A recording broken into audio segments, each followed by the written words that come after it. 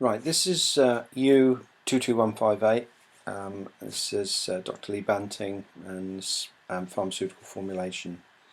We're going to pick up the subject from chemical stability. And as always, Alton is your point of reference, and also the pharmaceutical codex for testing and stability of drugs. Okay, chemical stability. One can cope with reduction in drug content down to 90%. So what with the period of shelf life that's assigned to a drug, you can accept a reduction in the pharmaceutical content down to 90%, but you wouldn't want much over that.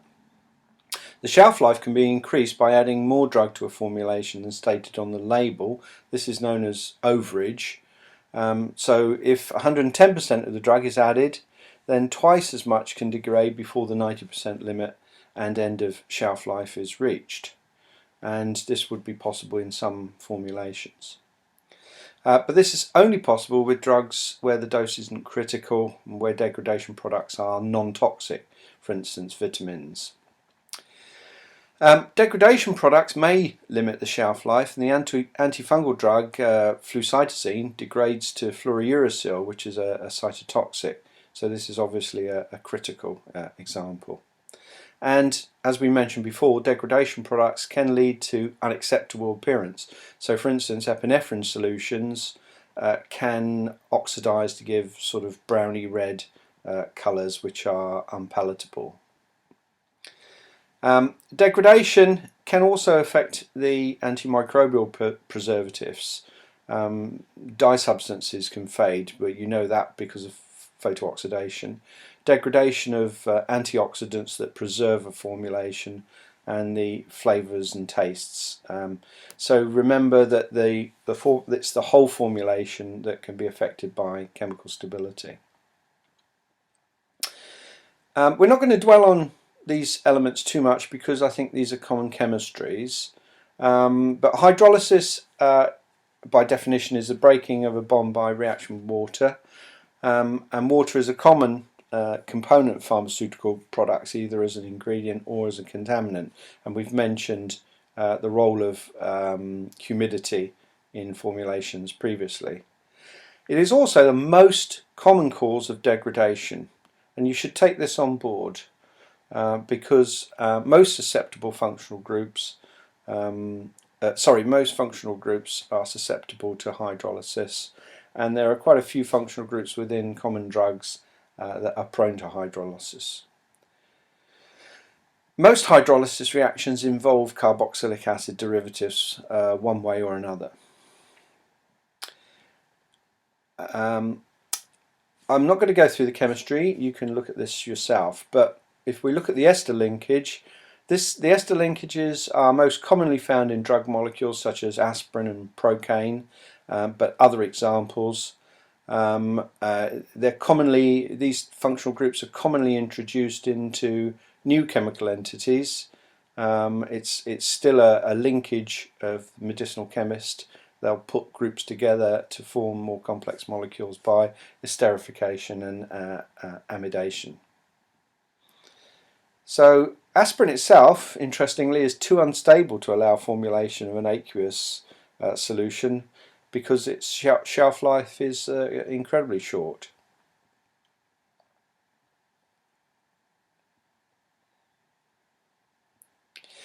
Amides are prone to hydrolysis as well, and amides as a functional group is a very common functional group connecting subunits within drug molecules because the chemistry is easy for elaboration of a new chemical entity. So amides are very common.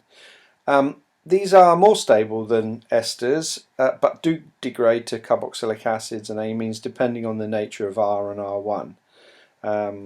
So lidocaine and acetaminophen are examples of these, and you can look the structures of these up online.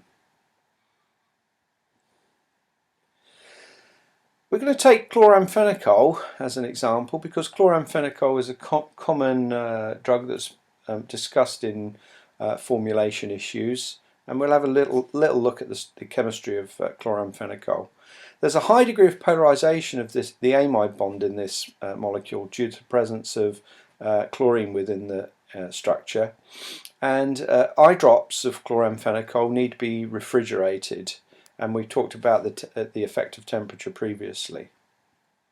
So here's the breakdown of chloramphenicol, and you'll notice that here is the amide bond here, and the hydrolysis is breaking, causing fission of the amide bond into a carboxylic acid and amine. And of course the pH conditions of that hydrolysis will depend on the protonation state, will dictate the protonation state of these two, but an acid plus a base would obviously be in equilibrium. But we're showing the free base and the free acid here.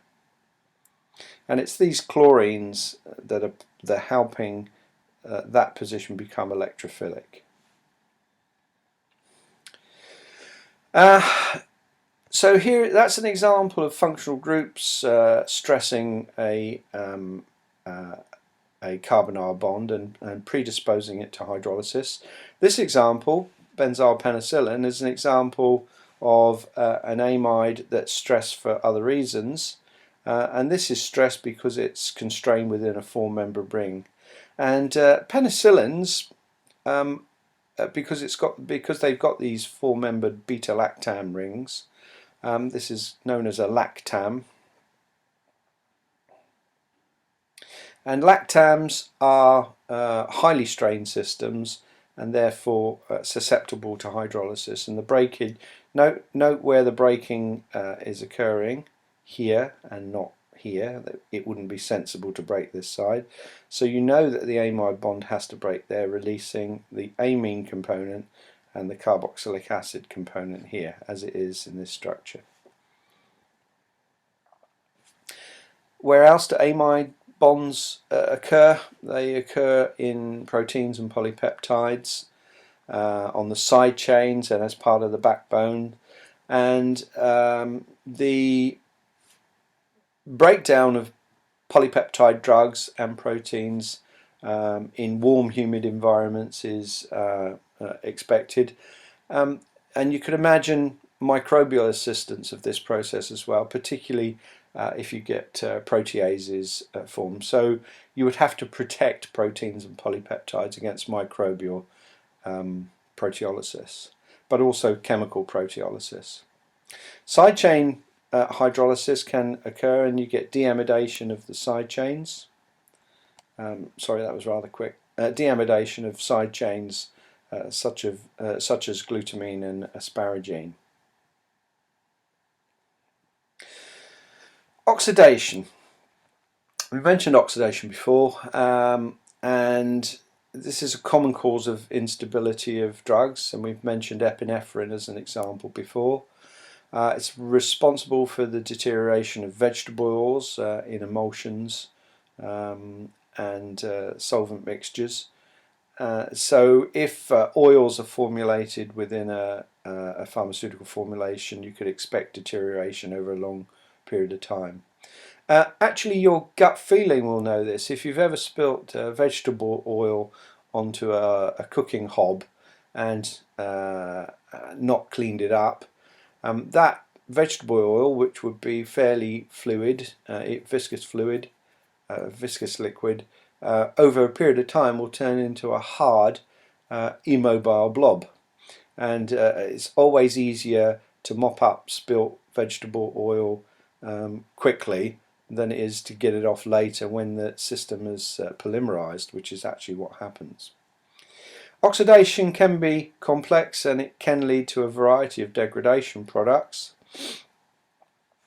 And there's an example in Alton, I believe, for that. If the oxidation is occurring at ambient temperature and involves molecular oxygen, the process is referred to as autooxidation, because the system is undergoing natural oxidation within an oxygen environment. And these reactions, most of the reactions, 99.5% of the reactions involve free radical processes, which are created by the oxygen, the free biradical nature of oxygen reacting with electrons within the system that are accessible. There are things to take into account with oxidation. There are three main phases. There's an initiation phase where you get a radical abstraction, and the initiation phase can be promoted by light, heat, or the presence of heavy metals that are redox cycling. There's a propagation phase which involves the combination of the free radical that's produced with oxygen, and that oxygen radical can produce a hydroperoxide, and the hydroperoxides can degrade further to form aldehydes and ketones and short chain fatty acids. And this is commonly detected again with a sort of a household example. When butter goes off to give that rancid smell, it's because the short chain fatty acids in butter are being the short chain esters that are present in butter break down by hydrolysis and oxidation to release rancid smelling low molecular weight fatty acids that you sense by the nose. And then finally, the termination phase, where the radicals that are produced in a reaction can combine with one another to lead to inactive products, and that terminates the reaction.